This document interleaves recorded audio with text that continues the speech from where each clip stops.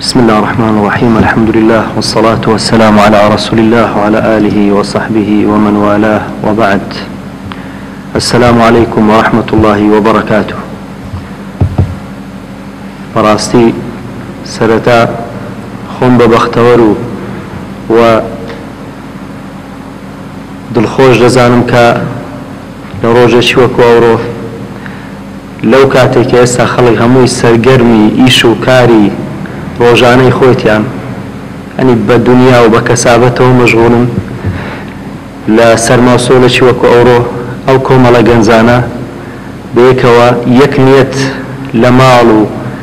لشقو لشويني خوي دريان بني بو برو يكد لمالكاني خواي پروردگار تنها نيتيان أو بيكا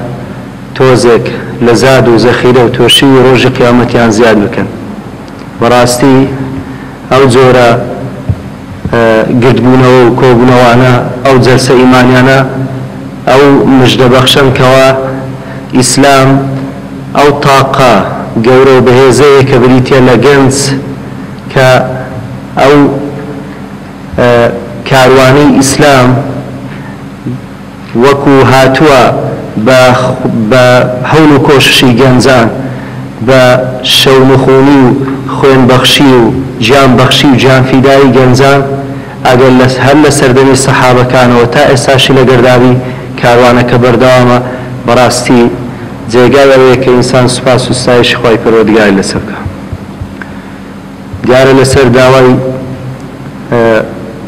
او براني كا زۆر پێیان خۆش بوو بابەتەکە بابەتەکی هەنووکەیی مش پێمان باش بوو کە لەسەر دەوری گەنج بیت یان بەکارخستنی تااقاتی گەنج لە ڕوانگەی ئیسلامی پیرۆزەوە. كيف يوظف الإسلام طاقات الشباب؟ چۆن ئیسلام تواناکانی گەنج بەگەڕ دەخات بەکاری دەخات تەوزیف یەکات ئیش و کاری بۆ تەنزیمەکات. خوای پەروەردگار چەند تایبەتمەندیەکی بەخشیوە بە مرۆڤ وەکو باشترین و چاکترین بوونەوەرەکانی خۆی کە بەخششی زۆر گەورن لە بنەهاتوون بیر و هۆشی پێداوە کە درک بە شتەکان بکە هەستیان پێ بکە و توانا و هێزی زۆرا زۆری پێداوە لەگەر تواناکەش ذەکا و عەقڵ و بیرتیژی بەگەنجداوە و هەروەها توانای تریشی پێداوە کە گەنج لەگەر ممارەسەی ڕۆژانەی ئەتوانی ئەو تاقانە بەگەڕ بخا و نەشونمایان پێ بکات و لە ژیانی ڕۆژانەی بەکاریان بخات و بیکاتە زادێکیش بۆ ڕۆژی دوایی و دەتوانی بەو تاقەتانی کە خوای پەروەردگار پێی بەخشیە ئەو هەموو توانە زۆرانەی کە خوای پەروەردگار پێی بەخشیە بیکاتە بناغەی ژیانێکی پڕ لە خۆشگوزەرانی بۆ دنیا و دوا ڕۆژ. کاتێک خوای پەروەردگار ئەو هەموو بەخششانەی بە ئینسان داوە لە تێگەیشتن و لە بیرکردنەوە و لە هەستکردن و لە شعور بەو شتانەی کە هەم لە پێرچاویەتی هەم لە دەوروبەرێتی و ئەو تاقات جسمانیانەی کەوا خوای پەروەردگار هەتا لە قورئانی پیرۆزیش لە زۆرێک لە ئایەتەکان باسی گەنجی کردووە و باسی و وەکو فەزلێکیش بەسەر پێغەمبەرانی خۆی یەکێک لە پێغەمبەران کە وآتاه خوای پەروەردگار دەفەرمێ بەستەتەن فی الجسم والعلم، يعني خوای پەروەردگار توانایەکی جسمانی يعني لە ڕووی لاشە و بەدەن و جەستەیەوە و لە ڕووی زانست و زانیاریەوە. دیارە زانست و زانیاریش بۆ ئەوەی نەشونما بکە و گەشە بکە و ئینسان قودراتی علمی پێش بخا دەبێ جسمەکی ساغ و لاشەیەکی بەهێزیشی پێویستە. ئەو هەموو شتانە بۆ ئەوەی ئینسانی ئیماندار بزانیت کە خوای پەروەردگار بە شێوەیەکی گشتی وەزیفەیەکی لەو داوایە وەکو مرۆڤ و لە ناو مرۆڤەکانیش چینی گەنج و لاو ئەوانەی کە تازە لە سەرەتای قۆناغەکانی ژیانیانە ئەویش بریتە لە چەند وەزیفەیەک کە هەموو وەزیفەکان بە کۆی گشتی وەزیفەکان بریتینە لە جێبەجێکردنی ئەو ئەرکەی کە لە پێناوی دروستکراون. وما خلقت الجن والإنس إلا ليعبدون. لو روانگەیەوە ما فکری ئەو بابەتەمان بۆ دروست بوو چکە بەڕاستی ئەو بابەتێکی گشتگیرە زۆرێک لە بوارەکانی ژیانی دنیا و قیامەت لە خۆیەگرێت. یەکەم وەزیفە کە خوای پەروەردگار ئێوەی گەنج ئەو وەزیفەیە وەکو ئەرکێکی سەرشانی ئەدا بکات بریتە لە عیبادەت الله سبحانه وتعالى پەرستشی خوای پەروەردگار کە کۆی مرۆڤایەتی بۆ ئەوە هاتووەکە بە تەنها و تەنها خوای پەروەردگار بپەرستێت. تەوزیفکردنی گەنج بۆ عیبادەت و نەشئەتی لەناو عیبادەت پلەکەی لە قیامەت زۆر بەرزەکاتەوە لە پلەی قائیدان و زانایان و ئەو عالم و لە خواترسانەیە کە خوای پەروەردگار کۆی ئەوانەی لە فەرمودەیەکی پێغەمبەر صلی الله علیه و سلم باس کردووە کە بە ئەو فەرمودەی کە پێغەمبەر صلی الله علیه و سلم فەرمی سەبعة یظلهم الله في ظله یەکێک لەوانە شاب نشأ في عبادة الله گەنجێک لەناو عیبادەتی خوای پەروەردگار گەورە بوو بێ گەشەی کردبێت ئەو گەنجە هیچی کەمتر نییە لەو قائید و لەو ڕابەرە عادل و دادپەروەرەی کە دنیای خەڵکی لەبەردەست بووە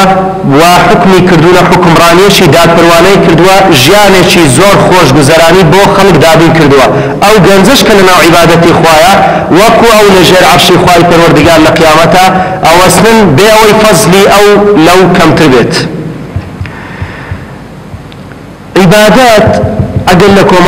لە کۆمەلگەی کوردەواری لە هەر یەکێک پرسی برێ عیبادەت چییە دەڵێ عیبادەتە ڕۆژێ 5 نوێژان بکەی مانجی ڕەمەزان ئەگەر هات بە ڕۆژی بی ئەوە عیبادەتی خوای گەورەیە. ئەوانە ئەو واجباتانە کە ئەگەر نەیکەی لە بازنەی ئیسلام جێل نابیتەوە بەڵام عیبادەتەکان متەنەوعن هەر یەکێک لەو عیباداتانە کە ئەیکەی دەتوانی هەم لۆ خۆت هەم لۆ غەیری خۆت ببی بە قودوێ لو عبادتانا كبداخو زوريا بجوه خراون عبادتي خواي پروردگار لا في العدل والإحسان عبادة الله تعالى في العدل والإحسان لا داد پروري ولا تاكا كردن برانبر بخلقش جنزة تواني هر لجنزاتي وإنسان شي داد پرور به شرطنته إلا قاضي داد وربي هتا داد پروری بكي لنوان دوكس لنوان براكانت خشكو براكانت لماله لقى داكو بابر لقى دورو برو زيلانت إنسانك بي أقل برسورات بكرا إنسانشي داد پرور بي لكاتي برياردان دا عادل بي ظلم مستم لكزنكي بقد أويكا وظيفيك تبراس بيدره إحساني تساكب كيب لقى الخوت لقى دورو برد أوش يكي زورك لا زوركاني عبادت وعبادت لا ممارسة كردني دعوة لبناء خواهي پروردگار العبادة في ممارسة الدعوة إلى الله تعالى كبراستي أو كارشي زور بيروزة بداخ وإستا سستي تنبلي زوري تيكوتوا بتايبتي لا بيمانگان لنا عندكاني خويندن بشيوچي گشتي رستك لخلال أو رستي دتواني قدوشي زور زوان بي هم لنا وقاعة لنا وقول هم لكاتي إسراحات هم لكاتي نان خواردنو ودانشتن لقل هاو بولانت لقل هاو بيشكانت لخوين كاران لقتابيان لفير خوازان دتواني كسك بي باش تري خزمت بديني خواب كي جاري وهي اگر يبزم لقصجنكي بس بأخلاقي زوانت بتابدبونت بمحاضرتكان بوي لقما مساي اسلوب زوان بي ودم باكو دس باكو وخوروش هلقري خوروش شي زوان بي تسكت سكر دتواني باش تري منو نبي او زوان او باشيتو او اخلاق زوانيتو باش تري خزمته بإسلام لروجگاری ئەوروپی اسمانە بەوەی کە هەمگری ئەخلاقی پێغەمبەر صلی الله علیه وسلم و سەحابەکان بن بەوەی دەتوانین بەڕاستی چۆن لە لە پەیمانگاکان لە کۆلێژەکان لە فاکەڵتیەکان لەوانە یعنی گەنجانی ملتەزم سیمایان دیار بوو خەڵک لە دەورەیان کۆ بووە کەچی ئەو وەکو ئێستاژ نەبوو باوەڕتانەبی ئێستا دەرفەت زیاترە ئێستا خەڵکی تر خەریکی مادە و دنیایە خەڵکی تر بەتەنیا خەریکی ئەوەی یەک پارچە قاقەز کە پێی دەگوترێ شەهادە بەدەست بینی بەڵام هەمەشی گەورەتر لەسەر شانە باوەڕتا ئەگەر نمونە بە ئەوروپا و بە ئەمریکا و بە غەرب بینینەوە سێ ڕۆژی دیکە لێرە دامنیشتنێشە تەواو نابی بەڵام زۆر بە کورتی بزانین ئەوانەی کە لەیسوا من بەنی جەلدەتینا یعنی لە ئێمە نینە لە نەتەوەی مەژنینە بەڵام لە دین برامانن خوشکمانن هاو ئاینمان دەڵێ یەکێک لە ئەوروپا هیچی لە دینی نازانی بەس بوو بۆ موسڵمان حەزی لێبوو بانگەوازی بۆ دینی خوای پەروەردگار بکە دەڵێ ئەو سیارەی کە هەیبوو دەڵێ بەوەی خزمەتی دەعوەیە کرد دل الدنيا كتابي لناو سياركي دانابو لو حيشي بإنجليزي لبشتوي سياركي نصيبو if you want any information about Islam please stop me اگر دتوي هر معلوماتك درباري اسلام زانياريك ور بگري بس امر را بگرا دتواني دستي بخي او حزيله با رايق صندوق السياركي لو كردوا هم كتابي بديايه دار او بريتي بلا دعوه توشي جنزشي مسلمان كسشي مثقفي روشن فكري دتواني او آينة بيروزا بانقوازي لوكي بالتي هي احسن ادعو الى سبيل ربك بالموعظة الحسنة وجادلهم بالتي هي احسن يعني بانقوازي كبوريقاي خواهي فرودقات بموعظة حسنة بالموعظة الحسنة لا بالموعظة الخشنة با آموشقاريشي نبن جوان يعني اوانده بنروي قسي لقربك كهر حزبك جيل رابقري خشين وطند الرق يعني زمان بارغ نريد اوي برانبرتوان نخوشا اتوش دكتوري جداي برحمو بغزية لقى نخوشا كان اتو دكيت سارسري فكري او بوتسونا خرافكاني او يابو صلكاني او ياخد او لا ساري او هيتي سارسري كي بويا بيويستا لكاتي بانقوازي كردن او آدابو روشتاني كلا بانقوازي اسلامي دا مسلمانان دا هاتوا پيروي تيبكي اوش دتواني بقري وسر او پرتوكاني كا زوريشن بزماني كردي سوديان لبو بيني و بقدر توانا لكوليجي دانا بري و غيري خوشت لرحمة الاسلام بجداري بيبكي عبادتي ممارسة كردن لا امر كردن بساكا ونهي كردن لخرابة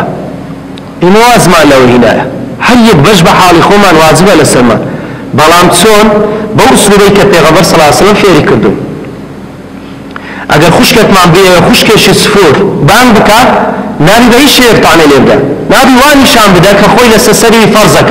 نا بوشي ويك اخواي دور نعمتي لقلوي كرديا واخواي فرودگار او پوشاكا جوان و عفيفي بو بخشيا هشتا خواهی پروردگار توفیقی او خوشکی ترینه دا و کسفورا اویش خوشی میا مسلمانا میجی شکا روژه زوریان میجکا روژه گرن والله و زوریش بسادهی وریان گرتیا اتو دتوانی یکم زار باسی گوری باسی عظمتی خواهی گوری لوکا باسی گوری پیغمبری بوکا صلی اللہ علیہ وسلم باسی رحمت اسلامی لوکا دعا ورسر و موضوعی باسی لوکا كآفرتك كتايبت مندي مينايتي خوي أنوثتي خوي بارزي وعفته عفافي خوي يعني باكاتي خوي باكزي خوي أبارزي تسندلنا وكوم القاب قدره بنموني عقلي ونقلي لقرآن والسنة نموني ليبينوا روجك دو روج دروج مانجك صالك قناعتي لو درست بيت بلام با اسلوبشی بنرمونیانی یکم زار دوستایتی لگل به حزب کا یکم زار وابکه کتوی زور خوش به خوشویستیش بو خوشویستکی جویرائل مطیعه عبادتي مشاركة لكوشش كردن وزياد كردن لبناء خواهي پروردگار اورو جهادي ما لكردستان قورترين جهاد وكوشش وخزمت بوديني بريتيا لو شي راس وشي حق راس بيجي حق بيجي لشويني خوي لكاتي خوي بلان بحكمة الحكمة ضالة المؤمن أينما وجدها فهو أحق بها حكمته لزاني كان لزي يعني إيش كردن لكاتي خو قصة كردن لزي خو لكاتو زمني خوي قولترين حكمتك كبزرل إنساني مسلمان هر كاتب إنساني مسلمان لزي خوي لكاتو ساتي خوي قصي باشكر هل سكوتي باشكر أو حكمته ونبويك أخواي پروردگار بوي آشنا كرديتو اوي لي بهرمند كردوا وعبادة الذكر والدعاء كبراستي اگر او بي وطابند من خواهي پروردگار بركت دخي تتمن من خويندن من وجاني شو روجان من وحياة من ذكر اسمينان وإيوانان لبير مكان حسن إنساني مسلمانة والله تنصالك برليستا بدق من جنزيشي مسلمان وملتزم واهلي مزقو تديت كاو ذكرنك او حسن المسلمين كبلاو ترين كتاب ولناو ناوندي يعني جنزي مسلمان استابداخ وفراموش كرانا دزاني أو ذكرانا كنز كنوز ضائعات يعني خزيني فراموش كراون سبحان الله والحمد لله تملأان وتملأ ما بين السماء والأرض سبحان الله والحمد لله پردەکەن بینی زەوی و ئاسمانەکان لە خێر و چاکە و پاداش و ڕەحمەتی خوای پەروەردگار مەجموعە دەوڵەمەندێک عەفوەن مەجموعە هەژارێک لە هەژارانی مسلمان سەحابەکان دێنە خزمەت پێغەمبەر صلى الله عليه وسلم دلن يا رسول الله ذهب أهل الدثور بالوجوه يصلون كما نصلي دل دولة من دكاني إما يعني ناو صحابة كان زيري صحابة كان زور خير بيريان لقر خويان بردو وخواي فرقات پاداشي زوري دانوا بو مالك هيان بو أدي إما أما هيت مانية ببخشين فرموي سبحان الله والحمد لله زيو آسمانتان بو پرأكا لخير وساكا فرموي يارمتي داني كسيشي لقوما وصدقيا كسيك اگر ناتواني بستسر پشتي ولاغكي يارمتي بدي اورو مع يعني كسيشي كخاون بيداوستي تايبتا لا زاديك دي پرنيوا لا سواربين سياريك يارمتي بدي اوانا هموي ذكر وعبادتك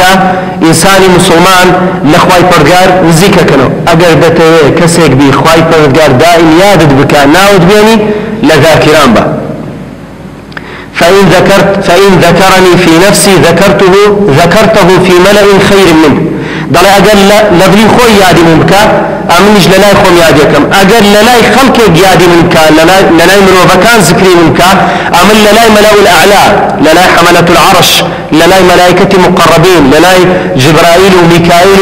وإسرافيل لنا وأنا ناوي دين باسكم خاي فرقان والله بداخل ما هيك زورك لما حزك للاي خلق ناوي بيت للاي بربرسو كار بدسا خلقشي بعام خلقشي عوام سنخوشات للاي ملأ الأعلى للاي ملك الملوك ناود بي أقر دتوي ذكري خواهي قرق أقر دتوي لامتحانك السركوتوبي أقر دتوي لخونكت موفق بي ذكري بيانيان وإيواران لياد لكي وأقر أذكار الصباح والمساء ذكري سبينان وإيواران بتواريخين لحسادت لخيانت لبختان بيكردن لشر بيفروشتن لتنبالي لنقيشن باوات وما لو أنا لحمي بيباد بحيث بسر نايت أتو لناو قلايتي بولايني شوركراو بأسكار كان خواي فرقارة فارزي يقول لا الزانا كان دلي لقى مجموعيق لعلماء بون دلي سيارة كما ورقرا دلي مش قوتن اسمان بسر نايت دلي فعلا خواي فرقارة ما يفارس دلي وتم لا تنسير نبي أبن أو ذكرم خونديا وبهمو بياناني وران بيخونم بسم الله الذي لا يضر مع اسمه شيء في الأرض ولا في السماء وهو السميع العليم والله استا بتجربة بل يكون له سلمان ديتيان بردوان بون لسلو ذكري لزلتش اتباريزي كنخوشة زور بربلاوه إنسان خوشة زور زار اگر شتك چي واقعية لجاني خود روي داية باسي بك برهمك ديتيا باسي بك روجك قرامو ماليزيا شومان بسرداهات بتاكي تنبو يعني كاتكي زور تنبو نيوي شويب لو ولاتاناش راست أمنيت هي بلام لقل أوش بتايبتي أواني كلمطاري دين زور مراقبيان لسر دزان تازاراتي لوباريان للا خلق شي بيوجدان هي زور زار دزدريجانك تسري أو بارو بولشتي ليانا السينيت أمن بتاكي تنبو كتون پاسی جنما بو پاس هرزان بو تاکسی زور گرام بو وتم من لپنای خواهی گوره حتی ما بخونی هیز نیازش کشمیه ذکری بیانی ایوارانش خونده بو بو پری قناعته و بو پری توکل لسخواهی پرودگاره و رویشتم پاسکی او پاسی که امیه بردین شوینی تایبد لکوالنا کل پای تخت برو جامع اسلامی او پاسی جنما بو پاسش که بردین منطقش که منطقه چی زور خطر بو سوال بون هشتا نهاد مخوار لپاسکی قسما بالله بس تکسش نواب یک تکسی سوال بون بینگواسی جامع اسلامی یوایی وتی بله كان ما خواهي پردگاراوی مسخر کردیم اگر بروجم عمل دبل ورقم اوش بسعرش زور هرزان حتى ناوزان کوشی بردم حنری خومنیه حنری برکتی او ذکری هر یک اگلما او ذکرانه دوباره بکیوه خواهی پروردگار اتپارزی او صحابي او حديثي جرايتوا لحمو صحابي كان كرواتي او فرمودها كريا كبيرا صلى فرمي بردوام بلا ذكري بسم الله الذي لا يضر مع اسمه شيء في الارض ولا في السماء وهو السميع العليم ضل هيك كان بسرنا هاتيا يكلو راويانا كاو فرمودي جرايتوا ضل توشي شللي بو يعني شل بو ضل قلت انا ديلو تو بس قلت او روجي لبيرم كردو بخونو اما وكو مسلمان كقساكي ببلغو بقناعته يعني شكان من هل خويا حكايتي بر اقردان بردوام باللسر ذكري لسر ذكري بيانيان وايواران بو اوي بارزراو بن لمكرو كيد شيطان انسو جن عبادتي بالكرنو تأمل وتدبر بتايبتي زارو بار سردان سر قبران بكا هر کس که توشی نفسی نبی للاینی نفسی مرتاح بی با هفته زارک سردانی گورستانی بکا اگر مشکلی مادی تیا رنگ دولتمندترین کس لو قبرستانی نجرابی توی سابی تخاکو خول اگر کس چی ویلی بدوائی يعني او لوانه لو کسانن که بدوائی مسائلی يعني بگنزاتی خوتنازی طموحي الدنيا ومادة وسيارة وفخفخة وجاني دنياتها جنزواها بزيهش في استان لجيخاك اگه مثلا علم وشهاداته عالم بروفيسور شسوا زوريان لو قبستانه كان نجراو سر كرده قائد بربرس لبرهم ده انسان زور اسوداري كاتب دسيب ذكري هذه من لذاتك اوي كلذات كانت لبيشتاو اخا لو اوي بش قائم بيبا بويكا إيران محطة موقتا بلو محطة تاهتا ايتباكا قيامتا اما دا بواكين جنزان عبادتي خواهي پروردگاريان لا خوشويز بكين و بس خوشويز بكين لا سهل بكين آسان بكين يعني يسروا ولا تعسروا بشروا ولا تنفروا آسان بكن زحمتي مكان بيغم صاص فرمي إمام نيدراين با مجددر نكترسي يعني خلشي بتوكلين وبترسين لا متنفرين لو يخلشي لإسلام دور بخينوا زاري واهيا طلبها تكلم ظلما مسا حزم ليش جوي لقصي تراب قرم بلان فرانه جنزه طعنم ليدا تعليقم ليدا خوشي بي جنزه شي ملتزمه دليل بروي تاسا قناعه منها واس مثلا لعندك شيشكا افرتك سفور يجبوا يعني زاري وهي اتو لزياتي وبي احمد لو اسامه بين قمت بو اسلوب رقي خود بو هلسو كوتا ناشناني خود كسفي سفر مكة اتو قازيني بريال لسد واروجي خالش دي اتوني بريال لو يدي تشي بهشت وتشي زاني خوتو دابت الارض مين كاكا خواي قورا زاني حسن الخاتمه بدس خواي پروردگارا دبي او عبادته بردوام بوني تو حتى وكاتي بك وحنا لا شتا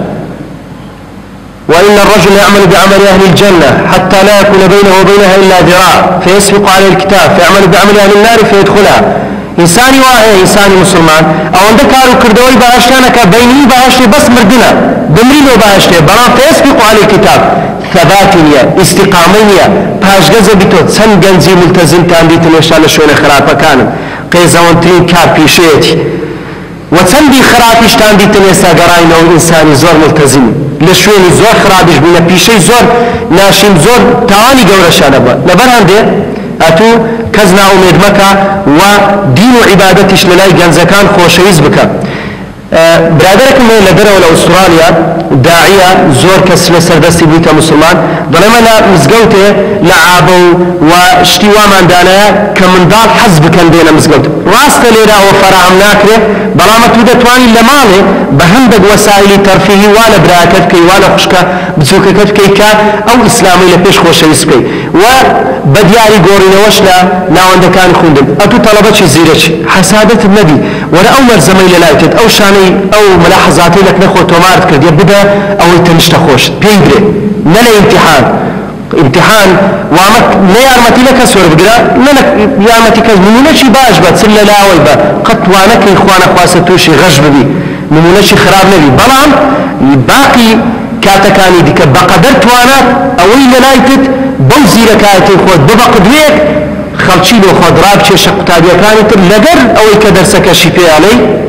دوو نەسیحەتی باشیشی بکە. ڕەبتی گەنجان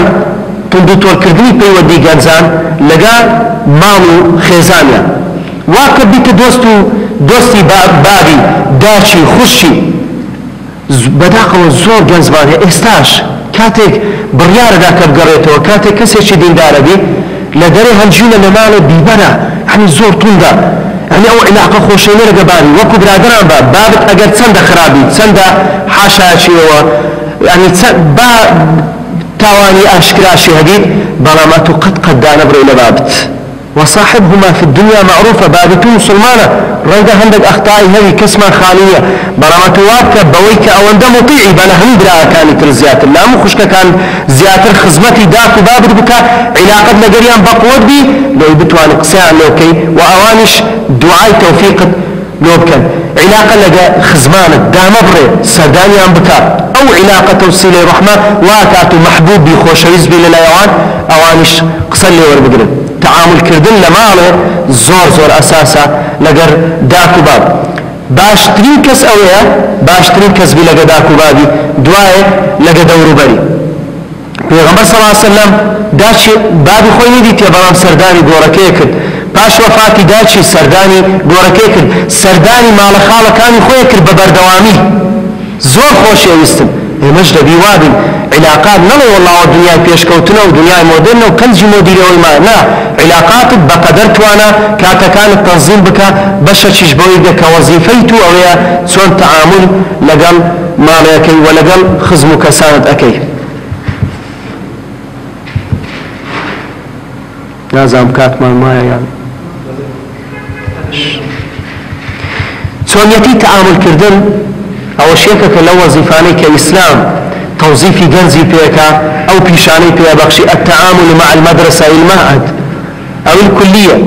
سواء تعامل لقى قطاب خانة لقى محد لقى زانكو زور مكتبها لإستا ثانوية شوني نيجيني بداخوا ما شوني تلوانية اب واقعك ساقي اتو محاولك لماله سزادك برمالشي بدقردشي لقى خود با لنا وزانتاي خوداني انا لا مكتبي لشوين شي دارني محاولتك ان حرنا رخصت لفراش كانوا يقول لشويني وار محاولتك اللي كانت خود ليجا كيبكي لما حدي امريكي بو ياليس لماليزيا ماوسا كمان فلبو مسيحي بو تماوسا رخصتي مسلمان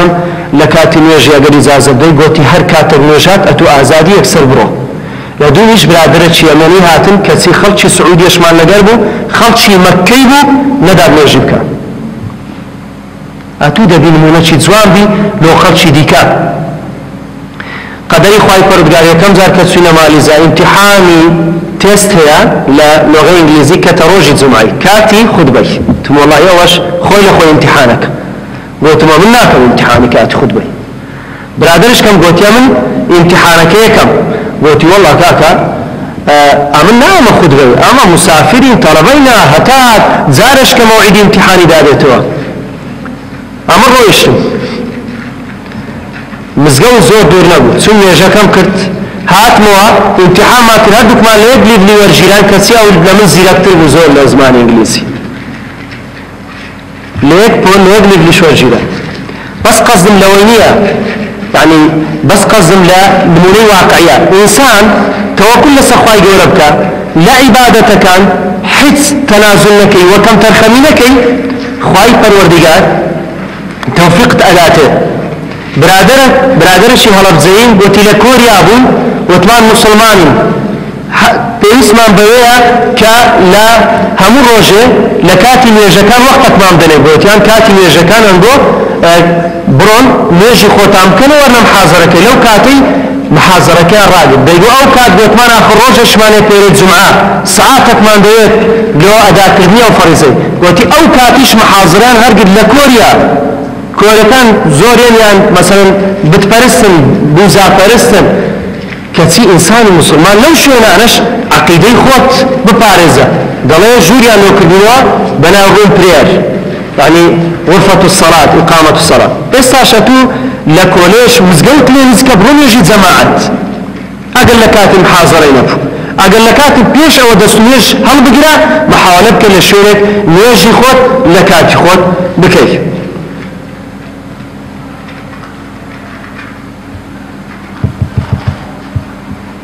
ئێستا هەندێک شوبهات لەناو کۆلێژەکان ناو ماهەیدەکان بڵاو بیتەوە شوبهاتی قورئانیین ئەوانەی کە تەنها دەڵێن ئەمە بەس ئیش بە قورئانەکەن یا هەندێک شوبهاتی کە لەوانەش کارەسە مەسەلەی ئیلحاد زۆرشی سەیرمان ژێ لێ بیت خەڵکانێک دێنە خەڵکی دیکەشیان لە ڕێدا بردیە لۆ خوای پەروەردگار لە قورئانێش بەس ئیهتیمامی بەلایەنی مذكري دا وبوينا لا لخواي فرقار بس مثلا هنا ولا قل هو الله احد لا قل هو الله احد يعني عندك شيء زور سير وسمرا يعني ديانه تازه عندك فكري دارمين ونازم فكري الحاديكا يعني بوغم بونا يعني عفى عليه الدهر تازه ديانه اتود تواني باسلوب شيء زور نرمنيا لنقري انا بكون الداعي او خلكانه دتواني بعلم بثقافة بخوينوات بمطالعات وابكي كبربتسي او انا بديوه علم وعمل بيكوا والله جنزي ملتزم دليل زان كل دعوة الى كان بيت حنا دبيب يعني درزي باشم لو اول محبوب بيت وقت شيء حرب على الصراحة قصاكم جنزي اسلامي بوين اسامو كتنبال اشناك نقول جنزي اشناك كاكا كم جيل الإسلام دا تنبالي هي پیغمبر صلى الله عليه وسلم إيشي كرديا تجارتي كرديا شوانتي كرديا كريني فروشتي كرديا الصحابة كان ديكا أصلا روجك دانش عبد الرحمن كرعوفيا كان روجتي تمديني صحابة كدلت سد دوي ما نخوم لقلت كما دوبش دلنا والله أقر بكري عندك بارن بقرز بديه دلني على السوق بازار نشان بدا بازار نشيه بابسم إيش بكم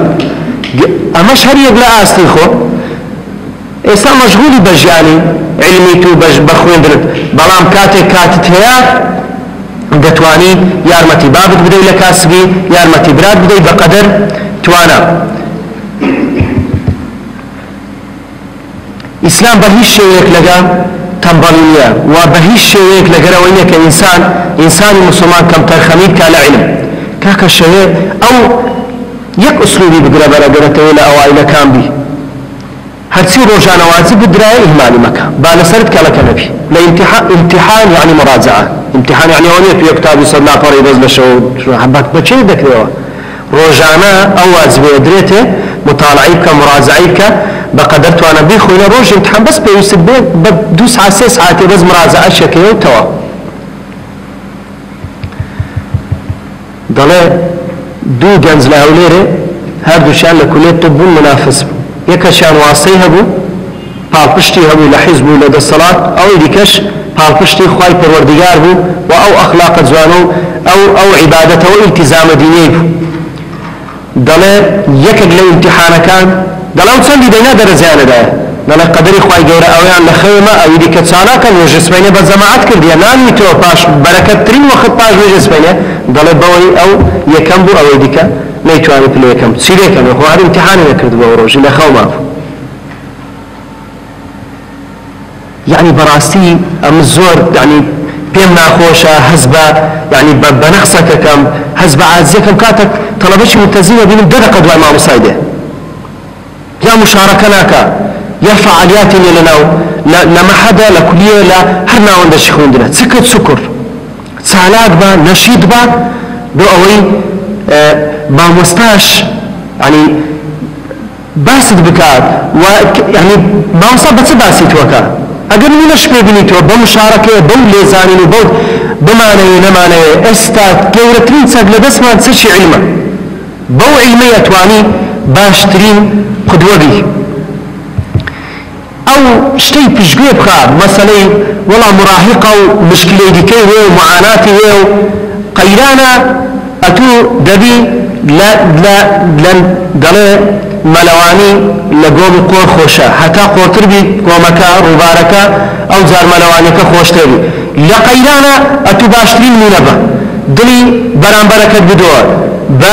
بكمترين داهات وبدزقتنو بويك إسراف ناكي جاني خود تامين كببن مينا چي باشيش وباور الدانا روخي اوشتا چي كاتيو تي اپاري با كاريگري لسرنكا اگر تماشا بكي زۆربەی ئەوانەی کە ئیسلام یان گەیان بە ئەوڕۆ هەر لە سەردەمی سەحابەکانەوە هەتا ئێستا زۆربەیان گەنج بوو. ئەگەر زۆر بە خێرایی چەند مونەشی وەربگرین دەبینین لە سەردەمی پێغەمبەر صلی الله علیه و سلم پێغەمبەر صلی الله علیه و سلم وەزیفەکانی تەوزیح کردبوو، یعنی هەمووی تەوزیح کردبوو. مەسەڵەن بلال حەبەشی و عەبدوڵای کوڕ عومەر اختصاصیان بەغداد بوو. عەبدوڵای کوڕ عومەر عەبادلەی ئەربعە چوار عەبدوڵایەکە کە لە ناویشیاندا لە سەوی هەمویانەوە عەبدوڵای کوڕ عومەر ئەوانە فەقیهی سەحابەکان بوون، فوقەها و سەحابە بوون. عەبدوڵای کوڕ مەسعودیش هم خبير بولا لتفسير القرآن وهمش يكد بولا فقيه كان لمفتي كان. عبد الله كري إمام عباس ابن عباس مترجمان القرآن أو الله يكرد بو أو علم يخوكا إمام عمر لقر خوي برد مجلسي بيركان روشك بردي زور بيان ناخوش بدي أن قوت سيو من دالة دينتنا ومراهقي ويستيلو يان بسهل مني كاواب كمان بسكيا بلان بعلم زور قوليا فرمي هو درباري سورتي إذا جاء نصر الله والفتح تسير إلا تفسيرك قلت أن خواهي فرقارة فرمي أجل نصتي خواهي فرقارات خواهي جرى فتح مكي كل خلق بول بولو تاك تاك بكو مالديننا الإسلام فرمي يا ابن عباس ماذا تقول في تفسير هذه السورة فرمي أمن وقوة نعلم أو تفسير غيش كذا أو نشاني نزيد بنوي وفاتي پیغمبر صلى الله عليه وسلم ما بعد الكمال إلا النقصان هل شك توابو إلا نقصاني بسر داده إذا جاء نصر الله أجا خواهي فرقار نصتي مسلمان إذا ديني خوي سرخص خلق هاتنا الإسلام وبيغمبر صلى الله عليه وسلم مهمكي كوتاي بيده أو زار بوان بدركت كاتك ابن عباس ترجمان القرآن كان ليس بينه وبين الله حجاب كان ما بينه وخواهي فرقار پردنية ديقوا أجر تفسير وآياتان لو كم والحمير والبغال لتركبوها وزينة ويخلق لكم ما لا تعلمون يعني خواهي فرقار باسي جدريج وأسبو إنسترو ماين وأوانا كادلي بو سواربون بو إشو بو رأي كردني كاروباري روجانتانن خواهي ولو زينتشن أسب سواري استاشي دقدابي زينتك خوشيك وهمش زينة زوانية خواهي فرقار بفرمي بفعل مضارع ويخلق لكم ما لا تعلمون شواتان ودرسكم كانوا إنسان نازانا ونايناسا ولي أقادارن فعل مضارع تجدد استمرارية تدا يعني يبنوا بردوان بود ابن عباس يقول من دزانم خواهي فرقار ما بسيطة بلا مقا تفسيري كما يادل الذين درسوا يا شير بوا أو كاتب بيرتيجي ببركة دعاء پیغمبر صلى الله عليه وسلم هسي كدوا كسر دمقرادات لا يعني سيارة وتيارة أو شانة دور سكرة كرنج اشتواج دور سكرة ما يستابي بينبل پیغمبر صلى الله عليه وسلم بطول عمري بكسي نقوتو بداك وباو بقربان بمبالان بغانزي قوتيه بس سعد كريا بوقاس ارمي يا سعد فداك أبي وأمي دقو تير بايجا اواني بربستن بران بربان قوازو رحمة اسلام بقات خدشيتر بداك وبابا وبقربان ابن اگر بس مجموعة زور كمر بقرين لا تماني تسارده هتا 20 سالي كا بيدالين والله سني يعني تمني شيكاتي وتمني عقال خونبون وتمني سرخوشي إلى آخره أوان حموي أو درو دريسة وقصة بيبنا معنا كجنزي سارده كانوا نخر بطيت سوانا إسلام استثماري أواناكا تما شيء جنزاني ومت خمان بكن عبد الرحمن كوري ناصر تمني تنها بستويك صعبو عصري يسمى بالعصر الذهبي في الأندلس ساخي زيرين لأندلس إسبانيا إستا إشبيليا سن أو عالم إشبيلي يكد لمحدثة كان أو هم الصحابة أو هم زانا قورانا من هنا قرطبي خلشي قرطبو كيكد لا قورترين تفسير كان هي أو هم زانا أو هم دانانا عالم فيزياء كيمياء جبر هندسة إلى آخره لو كاتي عملياتي يعني مسألة من دالبون وأنا نشتر قريان لو كاتي كرديات زور بين نظريات علمي لو كاتي هوينكي أو كاتي بو أو كاتي كاجميري أندرس كده إلى آخره ساخي زيريني أندرس عبد الرحمن كوري ناصر غابرات كده كتمني بسيف سال ومحمد فاتح لترشا 22 سال كفتح قسطنطينية كت أو قائدة مسلمانة كعاصمي دولة بيزنطي بو تنها 22 سال بو أسامي كوري زيد تنها 18 سال بو كغابراتي جيش شكر بو فرزدانو بو تكشكاندني لشكري مرتدكان وأواني كوا برانبر بإسلام وستانا وهالقرانا وزيش مسيلمي كذاب أو أسامي أبو بكر بنوسين وبقسا كردنا وهمي فيربو أما شيستا مشكلة ما هي لقى زمان إنجليزي وزمان عربي بحج دروش فرمي إني لا أأمن مكرهم فرمي أمن لمكري وان أمين نيمة في أساس فرمي يككم دير في زمان عبربي كاتب رسالة كان ياندي لهم بخوني توا وبزانم ما بستيان سيا إمام مالشي كوريانس إمام دار الهجرية 8 سال بو لسر كرسي فتوى دانشتبو هارون الرشيد ديقو بابي درز بمداركان بنا ديقو با هارون الرشيد بيترانو مداركان بالله دسان بيبو العلم يأتي ولا يؤتى علم بدواي دادين لك بدواي خلشي دابسيت ديقو با هارون الرشيد ديقو با راب وستاكا درسكي تواوكم هاتا درسكي تواوكم دزانن إمام نووي لسل صالي وفاتي كرديا لنوز ده صالي سويت برخونه لبردكاني بابي بولا شام علمك كسيد عندك امتحان شي سربي فيك دبيني يعني طاقتي قلب زوره وتحيفه ومن ضاله او غنزه او لا وانا برضو يشي دكان داري بيني رخونه نار دي حلب نار دي شام ليه او كتاباني خونديت يعني موسيتي لخلال 20 سال حمو كتابه كان معتمدا ومنهجا و هر کس لفقه اسلامی بنووسی چ دکتۆرا بی چ ماجستێ بی ناتوانێت کتابەکانی ئیمام نەوەوی بەکارمێنێت ڕەخنەی لە ئیمامی شافعی شەگری گەورەترین مفتی و مجتهید لە مەزهەبی ئیمامی شافعی ئیمامی نەوەویە ژنیشی نەینە ئەوانە کۆمەڵە عولەمایەکن پێیانڵێن العولەماء والعزاب ها کتابەکەیە بەو ناوی الذين آثروا العلم على الزواج ئەوانەی کە لەبەر علم و زانست و زانیاری مەجالیان نەبوو ژیانی هاوسەریش پێبوون من ناڵەمە بۆ ژیانی هاوسەری پێگمێنێت بەڵام وەکو ئەوانە باهیمەت برز بی با او توانا و طاقتانمان که اسلام پی بخشینا که خواهی پرگات پی بخشینا و اسلام داوامان دکات که بو طاقتانی خو خزمتی او بکیلوی پیوا مشرف بیم اما اگل کاروانی اسلام دانا برین اسلام بخوی مشرفه پاکه برزه اما خو معنی که رزدارکن خو معنی که جوان و پاکک بوی براسی واجبه اما اورو دانا برین لکاروانی بانخوازان تماشای ئێرە مەکە فراوانتر بیر بکەوە تەماشا بکە لە وڵاتان یەکەشی وەکو دکتۆر زاکر نایک کە بە کۆمپیوتەری ئیسلام ناسرایە با کاکە بەو تاقەتە زهنی و زکرەی خۆی یعنی ئەو زاکرە بەهێزەی خۆی کە خوای گەورە وای کردیەکە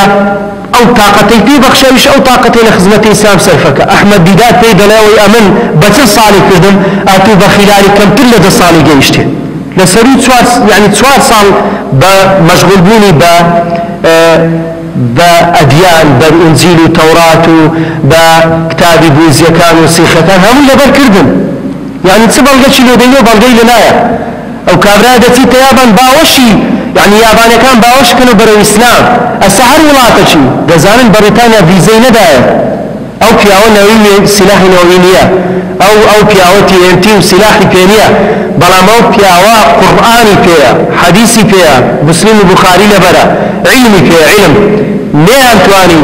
أو دولة عظمايا يعني تقبلي دا دكتور زاكر نايشانك الكبسي لو داويك دبا مش نموني وابن هريكا بقدر تواني خومان أو وظيفاني باسمان كردن يكلويتر جرينترا وبتوانين لجاني روجاني خومان توظيفي بكين وبتايبتيش لجاني خوندرمان لا كوليجكا لا معاهدكان لا كتاب يعني لا اعداديه لا ثانويه كان بتواني خدمتي او دين باك كيف كان والله مسؤول امام الله لروج قيامته لو بتواني وابكين كاو خلقا لنعمتي اسلام ورحمتي اسلام بهرمن بي واو افكار وشبهاتاني تنضروي ارهابي اوانا بروي منوا باخلاق زوان بميار روي براس روي وبويكا